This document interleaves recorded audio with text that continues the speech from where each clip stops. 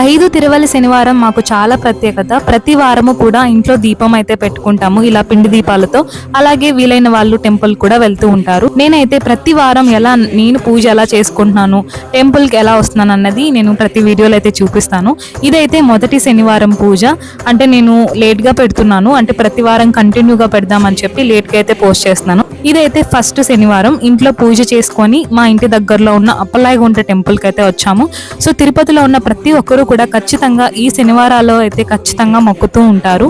అంటే ప్రతి వారము కూడా ఇల్లు నీట్గా క్లీన్ చేసుకొని పిండి దీపాలతో ఆరాధన చేసుకుంటాము. మెయిన్గా థర్డ్ వారం కానీ ఫిఫ్త్ వారం కానీ చాలా గ్రాండ్గా ఇంట్లోనే పూజ అయితే చేసుకుంటాము. ఇది ఫస్ట్ వారం కాబట్టి సింపుల్ గానే ఇంట్లో దీపం పెట్టుకొని టెంపుల్కి అయితే వచ్చాము. చాలా బాగా అయితే దర్శనం అయితే అయిపోయింది. ఫస్ట్ వారం కాబట్టి పెద్దగా జనాలు కూడా లేరు. ఈవినింగ్ టైంలో వచ్చాం కాబట్టి దర్శనం కూడా చాలా బాగా అయింది.